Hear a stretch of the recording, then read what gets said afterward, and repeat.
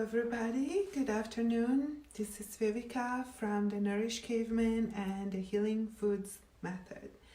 And today, for those of you who don't know me, I always forget to introduce myself, but I am a keto nutritionist and I specialize in hormones, thyroid, adrenals, and female hormones. And I mostly help women reaching their health goals through a ketogenic diet, which I call Keto Paleo or a therapeutic ketogenic diet. Thank you so much for being here with me today. We are going to talk about a topic that I get asked about many times. Hi Libby, thank you for joining us here today. Today we're going to talk about exercise, especially for us keto women over 40. I'm actually officially a keto woman over 50, so it'll be over 40 and over 50. But first of all, I would like to say hi and thank you for watching to everybody who's here. If you want to introduce yourself or just tell me where you're watching from. Today I'm filming from California, and I'm beautiful Mount Shasta, California, in a gorgeous fall day. It just finished raining finally and the sun is peeking out, so it's a beautiful day. So I'm really excited about this topic today. We have quite a bit to cover, and I am excited also about your questions because I know that a lot of people wanted to know more about it. Alini is watching. Hi sister, how are you? So good to see you here.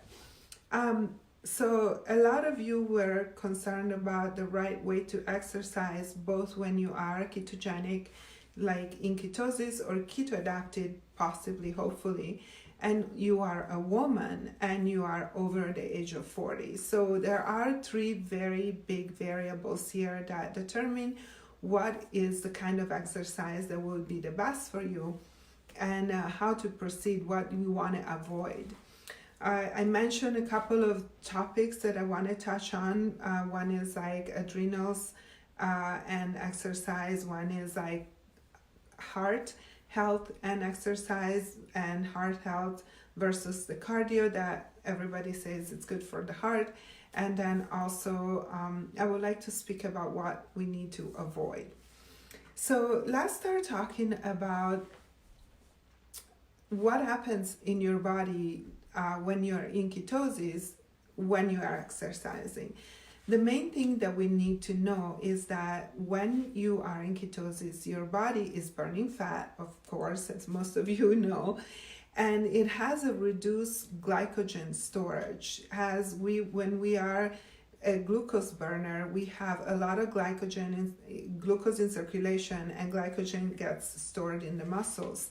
When we are fat burners, all the glucose or most of the glucose will come from the muscles. Possibly, if we are zero carbs, we can produce our own glucose by breaking down proteins, and otherwise the little bit of glucose that we need and we store in the muscles can come from the daily carbs, like those 20 grams a day or 30 grams a day that you're eating. But the main thing to know about exercise is there are two kinds of exercise. And one really burns fat and one burns sugar. So any kind of intense exercise, very intensive, kind of like all out maximum effort kind of exercise that is going for longer than 10 seconds up to 2 minutes will start to burn sugar. So your muscles, it's kind of a fight or flight response. So when we are in fight or flight, we need that push of sugar. So when your body automatically is like a survival mechanism and feels that you are exercising intensely, it's kind of the mode of running away from a tiger or a bear kicks in, and so you will like be flooded with sugar so that you have a lot of easily accessible fuel that can make you run faster. So the body is designed by evolution to prefer burning sugar in the muscles when you are exercising intensely. The kind of exercise that is preferred for fat burning is a lower grade strength and or steady state, what is called low intensity steady state kind of exercise. So when you are first keto adapting, especially number one, or where you are also for long periods of time in ketosis, the best thing, depending on your goal, because there are two goals here. One goal would be to lean out and to build muscle, and the other goal will be to lean out, meaning change your fat into muscle. And the other goal is like strictly weight loss. So you're not an athlete, you're not a bodybuilder, especially as a woman over 40. A lot of you, your main goal is just to lose weight and be fit and be healthy, have your body be healthy at a comfortable, healthy weight. So when we are trying to burn weight off, so we're using exercise and ketosis to burn the extra fat that we carry on our body, the best possible exercise you can do is a moderate intensity exercise. So what does that mean in practice? You're gonna think about lifting weights. So not in high intensity weightlifting. I don't personally do weightlifting, I do yoga. We'll talk about that in a minute. So I can't go very specifically into weightlifting because it's not my field of specialty. But I have a lot of clients that lift weights and friends and colleagues. Keto is actually really big with weightlifters. Hi Margaret, thank you for watching. I haven't talked to you in a while. Margaret is one of my patients from 2 years ago, I think, or 3 years ago even.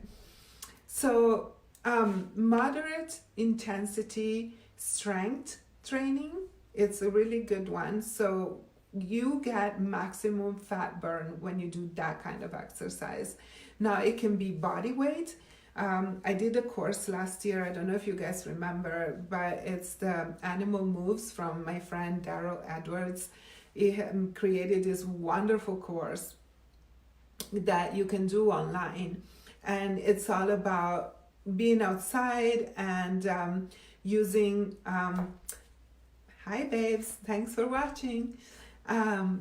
Being outside and using your own body and moving in nature, with nature, but it's definitely a strength training, and it could be moderate to intense depending on your level or where you want to bring it. So it's something that you can modulate. Strength training will burn the maximum amount of fat and will also spike your cortisol in a way that is actually healthy for your body. So this is kind of introducing my next part of the topic, which is cortisol and stress and adrenals and exercise. And for me, this is probably the most important part of this video and this conversation, because for us women between 40 and X numbers of years, most likely it's a period where your hormones start changing or are changing. So either perimenopause or menopause. A little side note here about our changing hormones, which is something I promised I was going to talk about. And I would love questions here. By the way, if any of you are interested in going deeper or applying it to your own specific situation, please ask your questions. They're very well received. That's what we're here for. So once your hormones are changing, your adrenals are really taking up another job. Your ovaries are slowly declining. They're lowering their hormone production as they go into retirement, and the adrenals need to take up a double job. So there is a certain period of time, that is the period we call perimenopause, that is that gradual kind of switching of the guard between the ovaries and the adrenals. That means extra work for the adrenals, and that usually is also combined by very stressful lifestyles. We know, I have spoken about menopause and perimenopause in many videos, but we know that there is also a reduced ability to handle stress when you are in perimenopause and early menopause. So that is kind of like one of those vicious cycles that goes with the adrenals that often happen in the body. And we have a reduced ability to handle the stress, but we also need to support our adrenals. We need to adapt them to higher levels of stress so that we can navigate the stress. At the same time, we don't want to overtax the adrenals. So in this case, exercise can be very beneficial when it's done in the right way. So let's talk about things to avoid. Well, of course, what we want to avoid, number one, is to overstress the adrenals through exercise. And this, believe me, hi Elisa, thanks for watching. Believe me, I talk about this with every single client that comes to me. 90% of my patients over-exercise, and they have adrenal issues already, established, which the over-exercising just exacerbates and makes way worse. And in fact, like if you go to the doctor will tell you, well, you need to lose weight. So, hi Diana and baby. Hi guys watching. Sorry, my friend just showed up. I'm excited. So over exercising and adrenal stresses. Now I totally lost my train of thought. Oops. We want to make sure that the kind of exercise we do does not pour gasoline on the fire of our adrenals. So that means specifically a lot of cardios. I was talking about going to the doctor, especially if you're overweight, and the doctor will tell you need to exercise more. Well, in our case, as perimenopausal or menopausal women, even doing keto, especially doing keto, we need to probably exercise less instead of more, or exercise smart. So in the 70s, 80s, and 90s, doing long hours on the treadmill, long hours on the elliptical machine, or all those aerobic classes was very popular. That combined with the low-fat craze is probably the two main factors that lead to so many problems these days for women my age. So, I was by my 20s in that time. So if I had done that intensive cardio plus low fat, my hormones would be in a really bad situation right now. And that means that you want to really avoid that crazy cardio. You want to avoid pushing yourself for hours and doing like a high intensity cardio exercise for 20, 30, 40, 50 minutes. That is just going to raise your cortisol and keep it high. As well, as your cortisol already being high from the stressful lifestyles that we live, because we are really not designed for this kind of levels of stress ongoing. And you really will feel the stress when you are turning, sorry, somebody's just messaging me nonstop. I can't see the screen. But ongoing levels of stress will impact all your hormonal balance. And when you add intensive exercise to that, what happens? That the cortisol goes even higher. And as we all know, or maybe you don't know, cortisol breaks down muscle. So cortisol does three things. Here is worth to do a little digging into what cortisol does in your body. Cortisol can have beneficial effects or detrimental effects. When it's elevated all the time, the effects are definitely detrimental.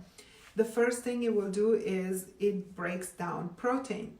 It breaks protein into sugar so that we are ready to sprint. We are ready to run away from the wolf, from the bear. It also stimulates the production of insulin, and as you know, of course, it breaks down the sugar. Sugar goes into your body, and then insulin is going up. And what does insulin do? Insulin is a fat storage hormone. And that's why a lot of people who are chronically stressed are not able to lose weight. So what do? We need to do certain sorts of exercise, kinds of exercises that will actually lower the cortisol, not just keep it high all the time. If you are able to, we want sometimes to have an exercise that is like high intensity enough to spike the cortisol, but also to counterbalance it with the kind of exercise that will lower the cortisol. So let's talk about, we talked a little bit what to avoid. We want to avoid indiscriminate cardio, and we want to avoid, too intense of an exercise. And how do you know that it's too intense? Is that afterwards you're not feeling great. You're feeling exhausted the next day. It takes you a long time to recover. And, you don't feel energized from your workout. So that is a really good indication that you're exercising too hard. Now, what do we recommend then? What are the best things to do? What's the best way to exercise for a woman over 40? I strongly recommend one of those low intensity, it's called LISS, it's called low intensity steady state, which is kind of a new term to me, but they always come up with this new terminology to make it sound cool and hip and modern. So what's LISS? What's low steady state? It is a low to moderate intensity. So it could be walking, which is the number one way to lower cortisol. For me, walking is just fantastic, especially walking in nature. You can walk at a slow pace, you can walk at a moderate pace, depending on, your level of fitness. You can maintain a heart rate around 120. That is considered a moderate intensity exercise. You can be biking, can be swimming. Yoga can also be considered a more moderate intensity exercise. Sorry. Now, something that I found that in my research a little bit that I thought was very cute and interesting is walking sideways or walking backwards. So if you want to engage different muscles and make your moderate intensity workout more engaging for your body, you can try walking backwards and sideways. And adding a band to your walk, it can make it into a real workout. Those rubber bands that you put around your legs, especially when you're walking sideways like this. I'm not going to demonstrate. And also, I love yoga. I think there is a lot to be said about it, consistent yoga practice. There are many kinds of yoga, anywhere from power yoga to yin yoga, and they all have a place in your routine, because you could be doing a high power yoga once or twice a week, and then 3 times a week do a yin yoga. So that takes me into what kind of workout routine then would be really ideal for a keto woman over 40. I would recommend something like strength training 2 to 3 times a week, depending on your level of fitness. And then 3 to 4 times a week, you can do the low intensity steady state. So if you want to work out, I would say a maximum of 6 days a week, including the steady state, the low intensity. Do 1 day of rest. I think it's really important for our bodies to completely rest and recover. And in some of the research that I did, they also mentioned sleeping as important as any other form of exercise. So sometimes I tell my patients, take a nap. If you feel exhausted in the middle of the day, don't drink coffee and try to go to the gym. Just take a nap, and that nap will count for your health, for your body, and as therapeutically as going to the gym for an hour would. Or if you don't want to lay down and sleep, go for an easy walk. Go to the park, go for a walk in nature, be outside. It will be beneficial for your health, for your adrenals, and for your hormones. So 2-3 times a week, not high intensity, but resistance and strength training. And then 2 to 3 times a week, a moderate intensity like walking or biking. This is what I recommend, has worked really well for most of my patients that I have transitioned to this kind of routine. Of course, it will be a little bit different for each of and every one of you. I really can't speak today. Nothing new. After 30 years, English is still my second language, and I still have an accent, and I still get all tongue-tied and tangled. Now, I wanted at the end of before we close this video, to touch on a couple of things. How to modify your keto diet for the different kinds of exercise you do. So without going in too much in depth, but you can include some carbs into your exercise routine and into your keto routine. Is any of you trying to comment and ask questions right now? Can you please send me a comment, because I am not sure if I am seeing your comments. I saw who's watching, but I don't see if nobody has commented anything. So if you're watching out there, could you please comment hello or anything so I can see that it works? That would be very helpful, because it might not be working at all. And if you are asking me questions, I don't see them. Okay, thank you, babes. So yes, I can see the comments. Nobody's commenting. So come on, ladies. Hi. Come on, ladies. Ask me some questions. That's where the fun is. In the meantime, while you're thinking about your questions, I'm gonna tell you two different ways that you can include carbs in your workout routine. Anna Maria is here. Hi, Anna Maria. I want a question, Anna Maria, any kind. Oh, thank you, Sandy. Hey, it's nice to see you. Thank you for chiming in, because for a second here, I felt like I was talking to my stupid phone and not to you ladies. But I'm so glad to be back on Facebook, and you know, it feels so much better. The YouTube experiment didn't quite work for me. So thank you for being here and listening to me. Okay, so two things, carbs and exercise. One is a targeted ketogenic diet where you can actually eat a little bit of carbs about 20 to 30 minutes before a workout. And I would recommend doing that if you are planning a high intensity workout. So if you love your HIIT and you want to go and you're young and fit, and well, yes, you can be young and fit at 40, even at 50. And you can do high intensity workouts. So that will be a really good time for you to incorporate a little bit of carbs. So about 30 minutes before. So that you're going to have a lot of glucose in circulation, and that's going to fuel your workout. And what I would probably do is have a protein snack after your workout, about, you know, anywhere 30 minutes to an hour after the workout. If you're trying to build muscle, that would really help. Eliza, I know you're 60. A, you don't look like it at all. That always baffles me. And B, you are very fit. So you should be the one teaching this video here instead of me, probably. Because I know you're great at exercising. And you work out with weights as well, right? So the other way that we can include the carbs is doing a carb up the night before a workout. And the carb up will, when done at night, it will really replenish the glycogen stores of your muscles, so that you will be able to use that glycogen for the workout the next day.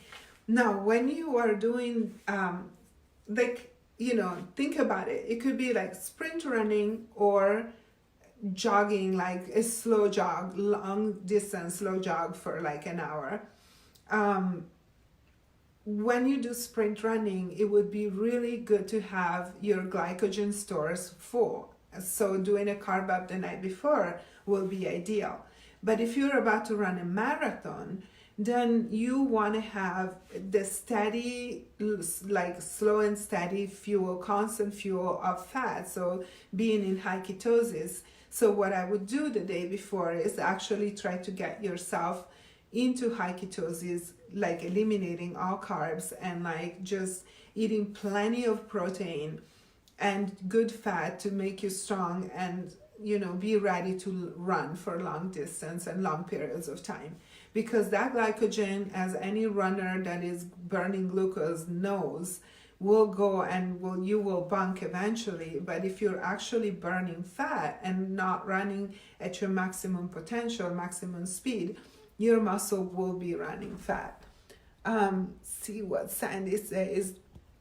I feel like I need more carbs when I do strength training, and you're not young.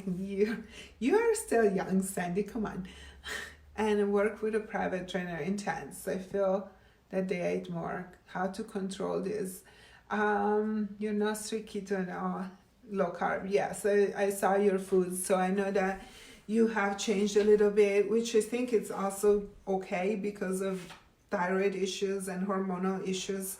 And in fact, I am not super strict keto myself. I do carb ups almost every night, like about 5 nights a week.